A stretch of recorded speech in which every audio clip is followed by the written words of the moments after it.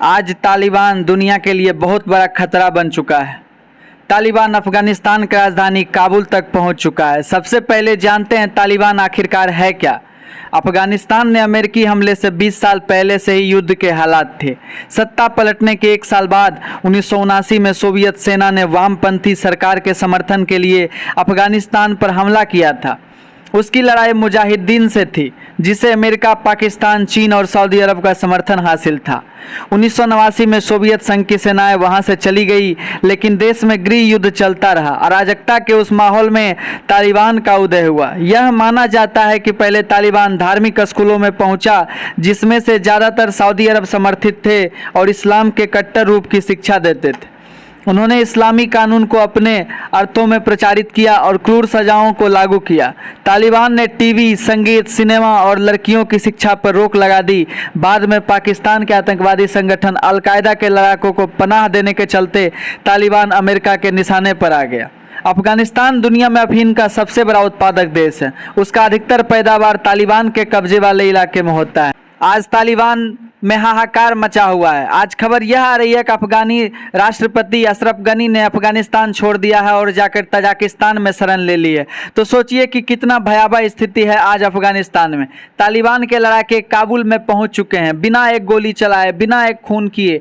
तालिबान की एंट्री काबुल में हो चुकी है और पूरा अफगानिस्तान गिराया जा चुका है। अफगानिस्तान की हर एक सरहद से अब तालिबान के लड़ाकों का कब्जा है। और इतना ही नहीं, भारत, अमेरिका और इसके अलावा दुनिया के बड़े बड़े देशों ने जो तालिबान के खिलाफ रणनीति बनाई थी, वो पूरी तरीके से फेल हो चुकी है और तालिबान अफगानिस्तान सरकार के साथ सत्ता हस्तांतरण में लगा हुआ है। आने वाले कुछ घंटे के भीतर तालिबान को सत्ता मिल जाएगी और इसी के साथ भारत, अमेरिका और यूरोपीय देशों की जो स्ट्रेटजी थी वो बेकार कर दी गई, क्योंकि इन सारी देशों ने रणनीति ये बनाई थी और उन्होंने रूस, चीन से दस्तखत भी कराए थे कि अगर तालिबान हथियारों के दम पर या खून बहाकर सत्ता लेता है तो ऐसे में तालिबान को मान्यता नहीं देगा। लेकिन आज विपरीत हो रहा है, तालिबान शांतिपूर्वक सत्ता हस्तांतरण में लगा हुआ है। ऐसे में सभी देशों को उसको मान्यता देना पड़ेगा। तो आप लोग कहेंगे कि आखिरकार अफगानिस्तान की सेना उन्हें रोक क्यों नहीं रही है। तो देखिए, जब अफगानिस्तान के नेता सीधी डीलिंग कर रहे हैं तो सेना क्यों लड़े और अपने जो सैनिक है उनका खून क्यों बहाए। देखिए, इसका सबसे अच्छा उदाहरण है हेरात पर 3 बार हमले को अफगान सेना ने नाकाम कर दिया था। चौथी बार तालिबान को लड़ने की जरूरत ही नहीं पड़ी। चौथी बार जो हेरात का जो गवर्नर था वो खुद तालिबान के पास गया और उन्हें अपने राज्य का मालिक बना दिया। तालिबान हैवानियत के इस पैमाने पर उतर आया है कि अफगानिस्तान के राष्ट्रपति अशरफ गनी को देश छोड़ना पड़ गया है। अफगानिस्तान की राजधानी काबुल में तालिबान ने बिजली सप्लाई बंद कर दी है। काबुल शहर में जगह जगह लूटपाट, हिंसा की खबर आ रही है। अब तक की हिंसा में 50 से ज़्यादा अफगानी नागरिक जो है वो घायल हो चुके। चारों तरफ त्राहिमाम मचा है।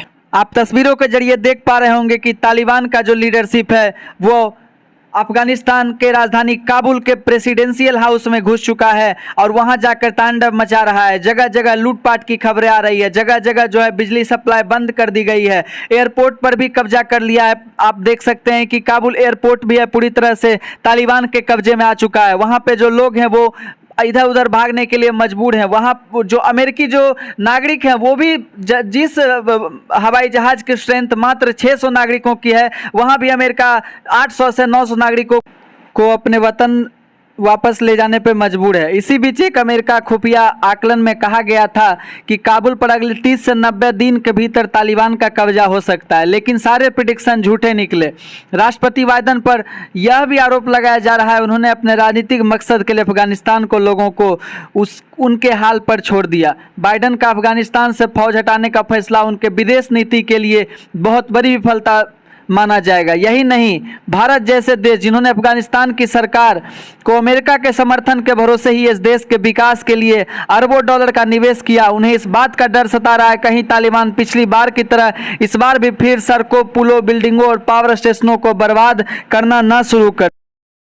अभी हाल ही में अमेरिका के पूर्व विदेश मंत्री माइक पोम्पियो का एक बयान आया है जिसके थ्रू उन्होंने ये संदेश दिया है कि अगर डोनाल्ड ट्रंप जैसे सेना अध्यक्ष होते और मेरे जैसा जो है डिफेंस सेक्रेटरी होता तो तालिबान का हिम्मत नहीं था कि मतलब वो कुछ कर सकता था अफगानिस्तान में, क्योंकि आप जानते होंगे कि डोनाल्ड ट्रंप के शासनकाल के दौरान तालिबान दुम दुबाकर जो है एक बिल में छिपा हुआ रहता था। लेकिन बाइडेन का ये मतलब एक कह सकते हैं कि शर्मनाक ये रवैया है, जिसके कारण आज तालिबान पूरे अफगानिस्तान पे कब्जा कर चुका है। सोचिए वहाँ के नागरिकों पर क्या बीत रहा होगा। सैकड़ों नागरिक, लाखों, हजारों नागरिक, लाखों नागरिकों की जीवन जो है अधर में छोड़ दिया है अमेरिका ने। इसके लिए पूरा विश्व जो है उसका जिम्मेदार मान रहा है, अमेरिका को ही जिम्मेदार मान रहा है।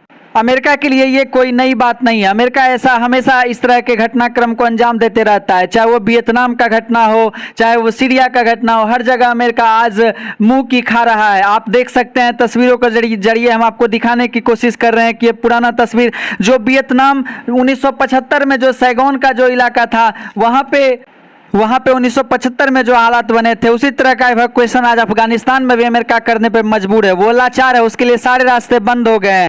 आप देख पा रहे होंगे कि एक ऊपर में जहाज है जिसके ऊपर जो है अमेरिका का झंडा लहराया हुआ है। वो साइन दे रहा है तालिबानी लोगों को कि हम पर अटैक नहीं करें, क्योंकि हम इवैक्यूएशन के पीरियड में हैं। हमारे लिए सारे रास्ते बंद हो चुके हैं। तालिबान ने अमेरिका के नाक में दम कर दिया। दुनिया की सबसे बड़ी महाशक्ति जो है आज नेस्तो नाबूद हो चुकी है। कहाँ गए उनकी विदेशी रणनीतिकार और उनके डिप्लोमेट्स जो बड़े बड़े वादे किया करते थे अफगानिस्तान में? उनके ही भरोसे पूरा दुनिया ने निवेश किया।